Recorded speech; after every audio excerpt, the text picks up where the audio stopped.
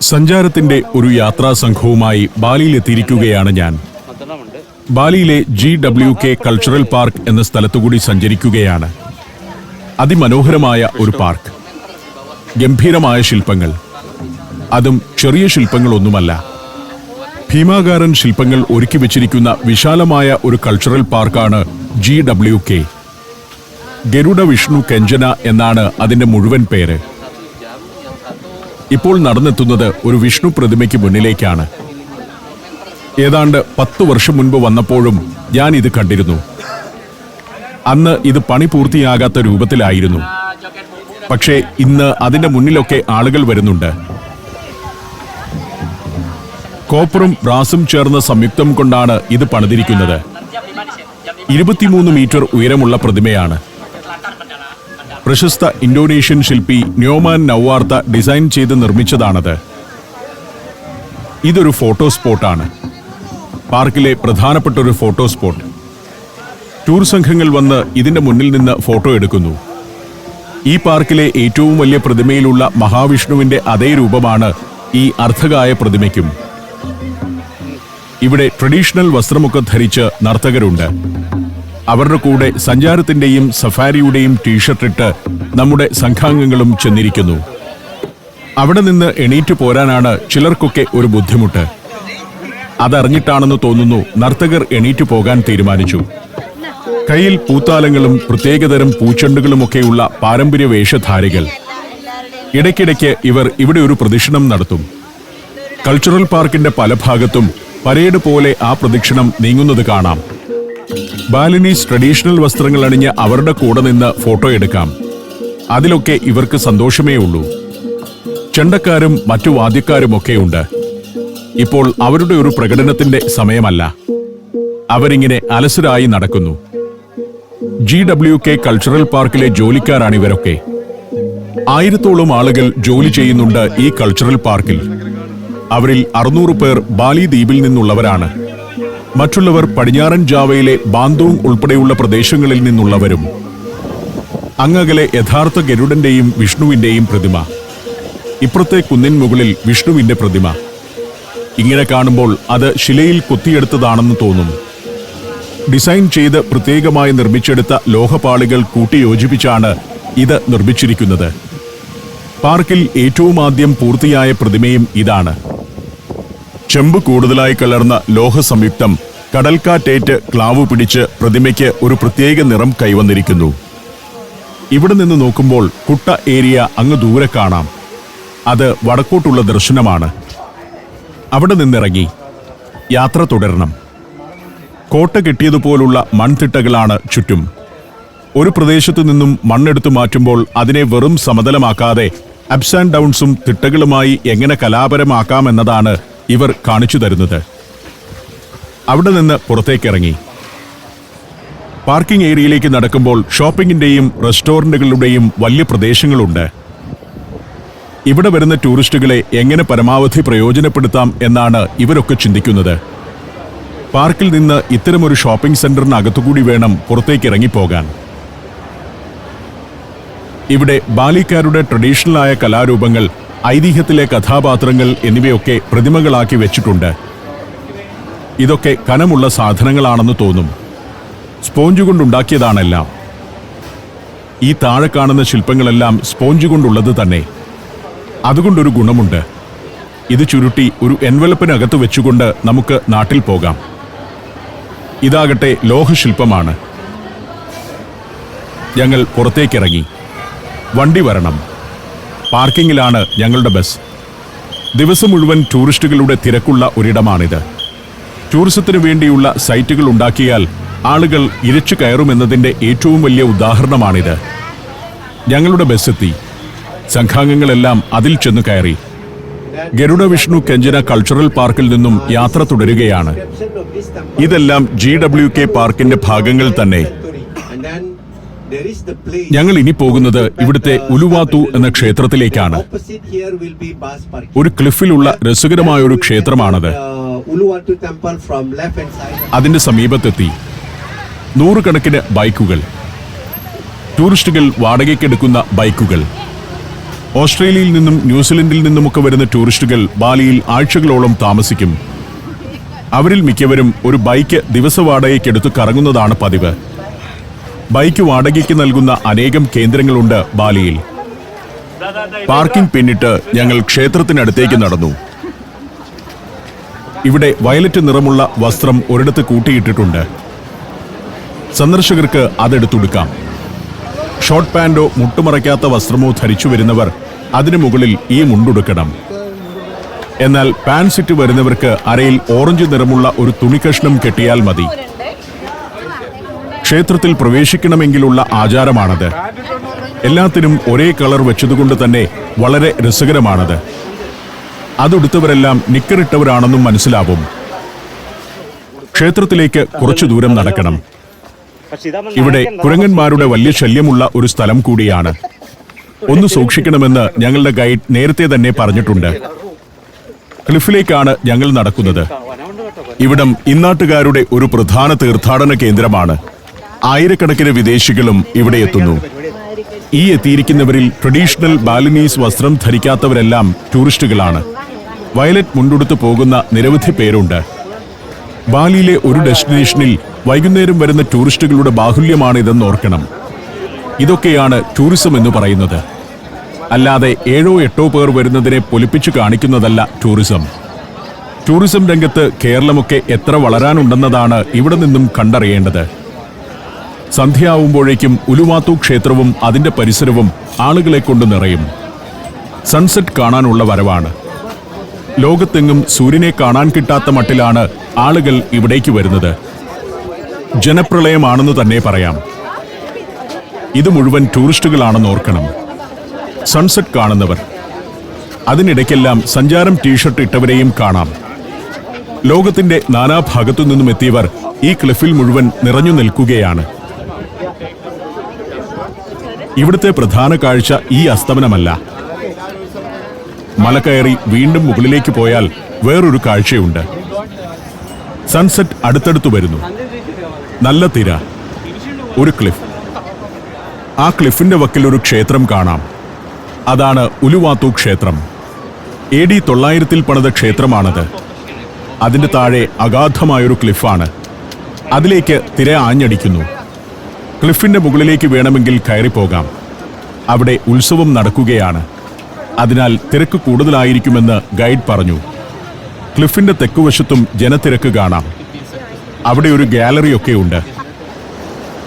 ഈ വയലറ്റ് മുണ്ടുടുത്തവരെല്ലാം ടൂറിസ്റ്റുകളാണ്. അരയിൽ ഓറഞ്ച് ശീല ചുറ്റിയവർ വേറെയുണ്ട്. ബാലിയിലെ ഒരു ചെറിയ സ്ഥലത്ത് ഒരു വൈകുന്നേരം എത്തുന്ന ടൂറിസ്റ്റുകളുടെ ബാഹുല്യമാണിത്. ആ ക്ലിഫിന്റെ മുകളിലേക്ക് കയറിപ്പോകണം. ക്ഷേത്രത്തിൽ ഉത്സവത്തിന്റെ ചടങ്ങുകൾ നടക്കുന്നുണ്ട്. അവിടെ പോയി അത് ഷൂട്ട് ചെയ്യാം. ഇവിടെ നമ്മുടെ സംഘത്തിലുള്ളവർക്ക് 1 മണിക്കൂർ സമയം കൊടുത്തിട്ടുണ്ട്. എല്ലാവരും പല വഴിക്ക് പിരിഞ്ഞു. ഞാൻ ക്ഷേത്രത്തിലേക്കുള്ള വഴിയിലൂടെ നടന്നു. ക്ഷേത്രത്തിലേക്കുള്ള പ്രധാന വഴി ഇതല്ല. പ്രധാന വഴിയിലൂടെ തദ്ദേശീയരാണ് പോവുക. ഇതിലൂടെ കയറിപ്പോവുക ടൂറിസ്റ്റുകളും. ഞാൻ ക്ലിഫിലൂടെ മുകളിലേക്ക് കയറിപ്പോവുകയാണ്. മതിലിനോട് ചേർന്ന് ഇവിടെയെല്ലാം ആളുകൾ നിൽക്കുന്നുണ്ട്. സൺസെറ്റ് കാണാൻ നിൽക്കുന്നവരാണ്. അതിനായി നേരത്തെ സ്ഥാനം പിടിച്ചിരിക്കുന്നവർ. മനോഹരമായി ഇവിടമെല്ലാം ഒരുക്കിയിട്ടുണ്ട്. ഇത്തരം ടൂറിസ്റ്റ് ഡെസ്റ്റിനേഷനെല്ലാം ബാലിക്കാർ മനോഹരമായും വൃത്തിയായും പരിപാലിക്കുന്നു. ഞാൻ ക്ഷേത്രത്തിന്റെ സമീപത്തേക്കെത്തി. നാട്ടിലെ സ്ത്രീകൾ ഈ ട്രഡീഷണൽ വസ്ത്രം ധരിച്ചേ അമ്പലത്തിൽ വരൂ. നിരവധി മണ്ഡപങ്ങൾ, അതെല്ലാം പട്ടും കുരുത്തോലയും കൊണ്ട് അലങ്കരിച്ചിരിക്കുന്നു. ക്ഷേത്രത്തിന് പല ഭാഗങ്ങളുണ്ട്. ബാലിനീസ് ക്ഷേത്രങ്ങളിൽ വിഗ്രഹങ്ങളില്ല. ഓരോ മണ്ഡപങ്ങൾ ഓരോ ദൈവങ്ങൾക്കായി സമർപ്പിച്ചിരിക്കുകയാണ്. സ്ത്രീകളാണ് പ്രമാണികൾ. അവർ ക്ഷേത്രത്തിൽ പൂജ ചെയ്യാറുമുണ്ട്. ഒരു സ്ത്രീ ഭക്തരുടെ മേൽ തീർത്ഥം തളിക്കുന്നു. ഇത് ഏതോ ഒരു ദേവതയുടെ മണ്ഡപമാണ്. അങ്ങനെ പല മണ്ഡപങ്ങളുണ്ട്.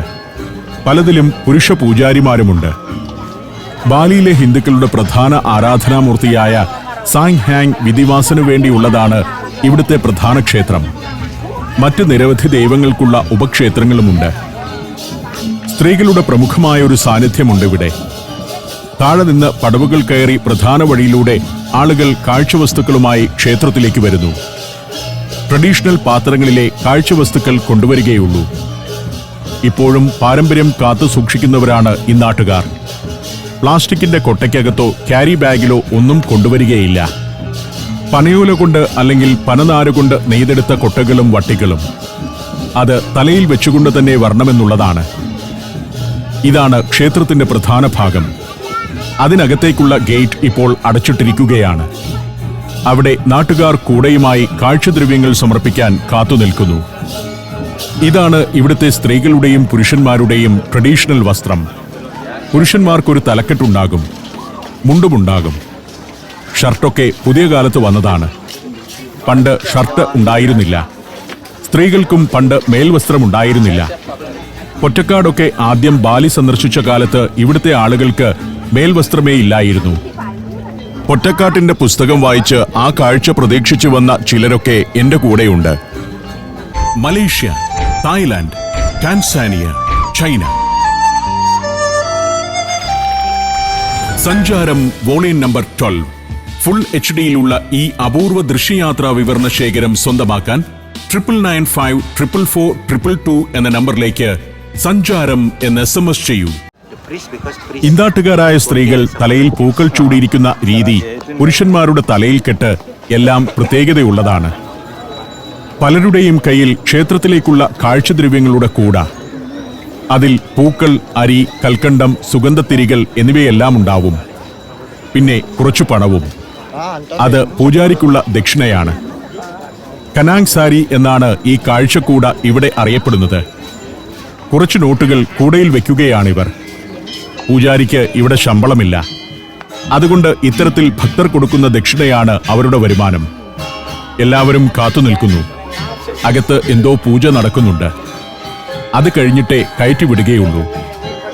ഇതാണ് കനാങ് സാരി എന്ന കൂട. ഇതൊക്കെ ഗ്രാമങ്ങളിൽ ഇപ്പോഴും നെയ്തെടുക്കുന്നുണ്ട്. ബാലിയിൽ ഏറ്റവും മോഡേൺ കാറുകളും ഹോട്ടലുകളും ജീവിത സൗകര്യങ്ങളും എല്ലാം വന്നെങ്കിലും വിശ്വാസകാര്യത്തിൽ നൂറ്റാണ്ടുകൾക്ക് മുൻപത്തെ ചിട്ടകളും പാരമ്പര്യവും ഇവർ കർശനമായി പാലിക്കുകയാണ്. സ്ത്രീകൾ ധരിക്കുന്നത് ലേസ് വർക്ക് ചെയ്ത ഒരുതരം ഉടുപ്പുകളാണ്. ചീകിയെടുത്ത മുള കൊണ്ടോ കുരുത്തോല കൊണ്ടോ ആണ് കുട്ടയും വട്ടിയും ഒക്കെ ഉണ്ടാക്കുന്നത്. അതിനകത്ത് കാഴ്ചദ്രവ്യങ്ങൾക്കൊപ്പം സാമ്പ്രാണിത്തിരിയും കത്തിച്ചു വെച്ചിട്ടുണ്ടാകും. ആളുകളുടെ ധനസ്ഥിതി അനുസരിച്ച് കാഴ്ചവസ്തുക്കളിലും മാറ്റമുണ്ടാവും. ആ നാട്ടുകാരോടൊപ്പം അവരുടെ ദൃശ്യങ്ങൾ പകർത്തിക്കൊണ്ട് ഞാൻ കുറേ നേരം അങ്ങനെ നിന്നു. ആർക്കും എതിർപ്പൊന്നുമില്ല. നമ്മുടെ ടീമിലെ ആളുകളുമുണ്ട് ഇക്കൂട്ടത്തിൽ. അവരും ഇതിനിടയ്ക്ക് ഫോട്ടോ എടുക്കലൊക്കെയായി നിൽക്കുന്നു. നമ്മുടെ ഗൈഡ് അസ്താവ കൂടെയുള്ളവർക്ക് കഥകളൊക്കെ പറഞ്ഞു കൊടുക്കുന്നു. ഞാൻ കുറേ നേരം അവിടുത്തെ കാഴ്ചകളൊക്കെ കണ്ടുനിന്ന ശേഷം തിരിച്ചു നടന്നു. കാരണം സംഘത്തിന് ഇവിടെ 1 മണിക്കൂർ സമയമേ തന്നിട്ടുള്ളൂ. ഞാൻ തന്നെ സമയം തെറ്റിച്ചാൽ പ്രശ്നമാണല്ലോ. താഴെ ക്ലിഫ്. തിരയടിച്ചടിച്ച് ക്ലിഫ് അടർന്നു വീണുകൊണ്ടിരിക്കുന്നത് കാണാം. ലക്ഷക്കണക്കിന് വർഷങ്ങൾ കൊണ്ട് രൂപപ്പെട്ട ക്ലിഫുകളാണ്. അങ്ങകലെ ക്ലിഫിന്റെ മുകളിൽ ഒരു ഗാലറി കാണാം. അവിടെ കെച്ചക് ഡാൻസ് നടക്കുകയാണ്. ഞങ്ങൾ കഴിഞ്ഞ ദിവസം കണ്ട കലാപരിപാടി. അലയടിക്കുന്ന കടലിനു സമീപം ഒരു പാറക്കെട്ടിന് മുകളിലായി ഗാലറി. അവിടെ ഇരിക്കുമ്പോൾ കടൽ കാണാം, കലാപരിപാടികൾ കാണാം. ഇതൊക്കെയാണ് കലാബോധം എന്ന് പറയുന്നത്. താഴെ പാൽപ്പത ചിന്നുന്ന തിരമാലകൾ. ആ തിരകളും കണ്ടുകൊണ്ട് ഇവിടെ ഇങ്ങനെ എത്ര നേരം നിന്നാലും മതിവരില്ല. സൂര്യൻ അസ്തമിക്കുന്ന സമയത്ത് കടൽക്കാറ്റേറ്റുള്ള നിൽപ്പ് അതൊരു അവിസ്മരണീയ അനുഭവമാണ്. ആയിരക്കണക്കിന് ടൂറിസ്റ്റുകളും ആ കാഴ്ച കണ്ടു നിൽക്കുന്നു. ബാലി ഒരു വിസ്മയമാകുന്നത് ഇവിടെ ലോകത്ത് മറ്റൊരിടത്തുമില്ലാത്ത കാഴ്ചകൾ ഉള്ളതുകൊണ്ടല്ല, ഉള്ളതിനെ വ്യത്യസ്തമായി അവതരിപ്പിക്കുന്നതുകൊണ്ടാണ്. ഇതെല്ലാം ടൂറിസ്റ്റുകളാണെന്ന് ഓർക്കണം. ഇവരൊക്കെ ഏറ്റവും ചുരുങ്ങിയത് 50,000 രൂപയെങ്കിലും മുടക്കി ഈ നാട്ടിലേക്ക് വന്നവരാണ്.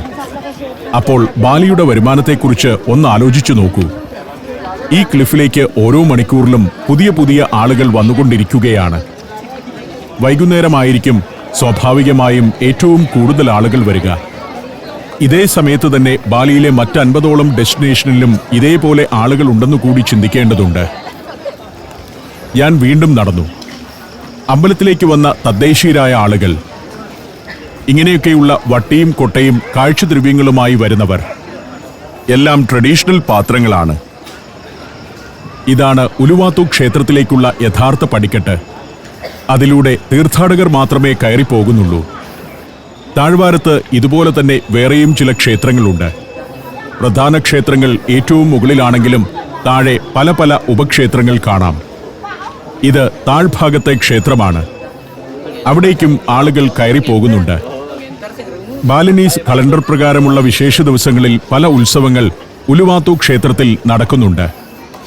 ഗുലുങ്ങൻ ഉത്സവം, കുനിങ്ങൻ ഉത്സവം എന്നിവയാണ് ഞങ്ങൾ വന്ന ഈ ദിവസങ്ങളിൽ നടക്കുന്നത്. ഒഡാലൻ എന്നൊരു വാർഷിക ഉത്സവവും ഉലുവാത്തുവിൽ വലിയ ആഘോഷപൂർവ്വം നടത്തുന്നതാണ്. ബാലി ദ്വീപിലും പരിസരത്തെ ദ്വീപുകളിലുമുള്ള ഹിന്ദുക്കളുടെ ഏറ്റവും പ്രധാനപ്പെട്ട ഒരു ക്ഷേത്രമാണ് ഇവിടെയുള്ളത്. പുരസാഗര അഥവാ കടൽ ക്ഷേത്രമെന്നും അതിനൊരു വിശേഷണമുണ്ട്. ഇന്ത്യൻ വിശ്വാസത്തിലെ പ്രപഞ്ചത്തിലെ പരമശക്തിയായ ബ്രഹ്മത്തിന് തുല്യമാണ് ബാലിയിലെ ഹിന്ദുക്കൾക്ക് ഉലുവാത്തുവിലെ ദേവനായ സാങ് ഹാങ് വിധിവാസ. പുരാതന കാലം മുതലേ ഇവിടെ ക്ലിഫിന് മുകളിൽ ഒരു ചെറു ക്ഷേത്രമുണ്ടായിരുന്നു. 16-ാം നൂറ്റാണ്ടിലാണ് ഇന്ന് കാണുന്ന തരം ക്ഷേത്രങ്ങൾ ഇവിടെ ക്ലിഫിന് മുകളിൽ നിർമ്മിക്കപ്പെട്ടത്. ഞങ്ങൾ തിരികെ അസംബ്ലിംഗ് പോയിന്റിലേക്ക് നടക്കുകയാണ്. അവിടെ നിന്ന് ബസ്സിൽ കയറി മടങ്ങുമ്പോഴേക്കും നേരം ഇരുട്ടി. ഇനി ഹോട്ടലിലേക്കാണ് പോകുന്നത്. മറ്റൊരു കാര്യം കൂടിയുണ്ട്. ബസ്സിലുള്ള സഞ്ചാരം സംഘവുമായി ഇന്ന് ഞാൻ പിരിയുകയാണ്. അടുത്ത ദിവസം പ്രഭാതം. സഞ്ചാരം ബാലി ടൂറിന്റെ 2ാമത്തെ ബാച്ച് എത്തിയിരിക്കുന്നു. അവരുമൊത്താണ് ഇന്നത്തെ എൻ്റെ യാത്ര. ഇത് ഞങ്ങളുടെ ഇന്നത്തെ ഗൈഡാണ്. വളരെ രസികനായ ഒരു കക്ഷി.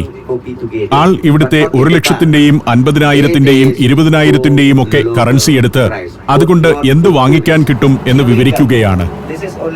ഞങ്ങൾ ഇന്ന് പോകുന്നത് വളരെ പ്രശസ്തമായ കുറെ കാഴ്ചകളിലേക്കാണ്. തമൻ അയൂൻ, താലാനോട്ട് തുടങ്ങി നിരവധി സ്ഥലങ്ങളിലേക്ക്. ഈ താഴ്വാരത്ത് നല്ല ചൂടാണെങ്കിൽ സമുദ്രനിരപ്പിൽ നിന്നും 1400 മീറ്റർ ഉയരമുള്ള മലമുകളിലെ നല്ല തണുപ്പുള്ള സുഖവാസ പ്രദേശങ്ങളിലേക്ക് വരെ ഇന്ന് പോകുന്നുണ്ട്. ദീർഘമായ യാത്രയാണ്. സഞ്ചാരത്തിന്റെ 4 ബാച്ചുകളാണ് ബാലി ടൂറിന് വന്നിരിക്കുന്നത്. അതിൽ 2ാമത്തെ ടീമിനൊപ്പമാണ് ഇന്ന് ഞാൻ. 4 ടീമിന്റെ ഒപ്പവും 1-2 ദിവസം ചെലവഴിക്കാനാണ് എന്റെ തീരുമാനം. ഒരു ലോക്കൽ ചന്തയാണ് ഇവിടെ ഈ കാണുന്നത്. നാട്ടുകാർ മാത്രം വരുന്ന ചന്ത. ഭക്ഷ്യവസ്തുക്കൾ, പഴം, പച്ചക്കറി മുതലായ സാധനങ്ങൾ തുടങ്ങി തുണിത്തരങ്ങൾ വരെ വിൽപ്പനയ്ക്കുണ്ട്. കൂടാതെ ക്ഷേത്രത്തിലേക്കും വീടുകളിലേക്കും പൂജയ്ക്കുള്ള സാധനങ്ങളും ഇവിടെ വിൽക്കാൻ വെച്ചിട്ടുണ്ട്. മനോഹരങ്ങളായ ക്ഷേത്രങ്ങളാണ് വഴിയോരത്ത് കാണുന്നത്. ബാലി ദ്വീപിന്റെ വടക്കോട്ടാണ് ഞങ്ങൾ പോകുന്നത്. ഉൾഗ്രാമങ്ങൾ കണ്ടുകൊണ്ടുള്ള യാത്രയാണ്. 36 പേരുടെ ഒരു സംഘമാണിത്. ഇവർ ഇന്നലെ വൈകിട്ട് ഇവിടെ എത്തിയതാണ്. കേരളം പോലെ തന്നെയാണ് കാഴ്ചയിൽ ബാലിയും. ഒരു ചെറിയ പട്ടണം കടന്ന് അല്പം യാത്ര ചെയ്യുമ്പോഴേക്കും അടുത്ത പട്ടണമായി. അധികം സ്ഥലമൊന്നും വെളിംപറമ്പുകളില്ല, പ്രത്യേകിച്ച് ബാലിയുടെ തലസ്ഥാന പ്രദേശങ്ങളിൽ. ഇന്തോനേഷ്യയിലെ പ്രമുഖമായൊരു പ്രൊവിൻസാണ് ബാലി. 44 ലക്ഷമാണ് ഇവിടുത്തെ ജനസംഖ്യ. ഇടതുവശത്ത് കാണുന്നത് കല്ലിൽ കൊത്തിയെടുത്ത ശില്പങ്ങൾ വിൽക്കുന്ന കടകളാണ്. ഓരോ വീടുകളിലേക്കും ക്ഷേത്രങ്ങളിലേക്കുമുള്ള ശില്പങ്ങൾ. പോകുന്ന വഴിക്ക് ഉത്സവം നടക്കുന്ന ചില ക്ഷേത്രങ്ങളും കാണാം. അതിന്റെ അലങ്കാരങ്ങൾ മനോഹരമാണ്. പനയോലയും മുളങ്കമ്പുമൊക്കെ കൊണ്ടുള്ള അലങ്കാരങ്ങൾ. ഇപ്പോഴും ഇവിടെ പേപ്പറും പ്ലാസ്റ്റിക്കും ഒന്നും ഉപയോഗിച്ച് തോരണങ്ങളും അലങ്കാരങ്ങളും ഒരുക്കുന്നില്ല. മുളങ്കമ്പിൽ പനയോലയും കുരുത്തോലയും കൊണ്ടുള്ള അലങ്കാരങ്ങളാണ് എവിടെയും കാണുന്നത്. ചില ജംഗ്ഷനുകളിലേക്ക് എത്തുമ്പോൾ ഇത്തരം പ്രതിമകൾ കാണാം. ഗംഭീര കലാകാരന്മാർ സൃഷ്ടിച്ച ശില്പങ്ങൾ. ക്ഷേത്രങ്ങളുടെ പണികൾ നടക്കുന്നത് പലയിടത്തും കാണാം. എല്ലാ വീടിനോടും അനുബന്ധിച്ച് ഒരു ക്ഷേത്രമുണ്ട്. ഐതിഹ്യത്തിന്റെ നാട്ടിൽ ചെന്നിറങ്ങിയ അനുഭവമാണിവിടെ.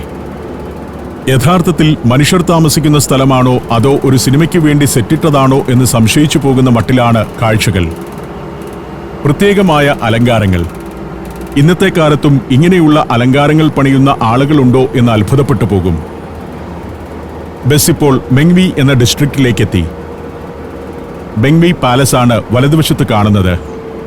ബെങ്വിയിലെ നാട്ടുരാജാവിന്റെ കൊട്ടാരക്കെട്ടിന്റെ ഭാഗങ്ങൾ. ആ കൊട്ടാരത്തിന്റെ ഭാഗമാണ് ഇവിടുത്തെ പ്രശസ്തമായ തമൻ അയോൻ ക്ഷേത്രം. ഞങ്ങൾ ആദ്യം തമൻ അയോൻ ക്ഷേത്രം കാണാനാണ് പോകുന്നത്. ഭീമസേനന്റെ ഒരു പ്രതിമ ഒരു ഭാഗത്ത് കാണാം. വലിയൊരു ശില്പം. ഇത് തമൻ അയോൻ ക്ഷേത്രമാണ്. തമൻ അയോൻ എന്നാൽ ബ്യൂട്ടിഫുൾ ഗാർഡൻ എന്നാണ് അർത്ഥം. വലിയൊരു വാട്ടർ ബോഡിയുടെ നടുവിലാണ് ക്ഷേത്രം. ഞങ്ങൾ ചെല്ലുമ്പോഴേക്കും ധാരാളം ടൂറിസ്റ്റുകൾ രാവിലെ തന്നെ ഇവിടെ എത്തിക്കഴിഞ്ഞു. തമൻ അയോൻ ക്ഷേത്രത്തിനു മുൻപിൽ വണ്ടി പോയി നിന്നു. ഇവിടെ ഇറങ്ങാം. വണ്ടി കുറച്ചകലെ കൊണ്ടുപോയി പാർക്ക് ചെയ്തിടും. ഞങ്ങളെല്ലാം എഴുന്നേറ്റു. സഞ്ചാരം ബാലി ടൂറിന്റെ 2ാം ബാച്ചിലെ രസികന്മാർ. ഞങ്ങളുടെ ഗൈഡ് ചില നിർദ്ദേശങ്ങളൊക്കെ നൽകി. ഇവിടെ കാഴ്ചകൾ കാണാൻ 40 മിനിറ്റാണുള്ളത്. സമയം പാലിക്കുന്നതിൽ വളരെ കാർക്കശ്യമുണ്ട്. എങ്കിലേ എല്ലായിടവും കണ്ടു തീർക്കാനാവൂ. ചുറ്റോടു ചുറ്റും ഇങ്ങനെ കിടങ്ങ് പോലൊരു ജലാശയമാണ്. അതിന്റെ മധ്യത്തിലാണ് ക്ഷേത്ര കോംപ്ലക്സ്. അവിടുത്തെ കാഴ്ചകളാണ് ഇനി കാണാനിരിക്കുന്നത്.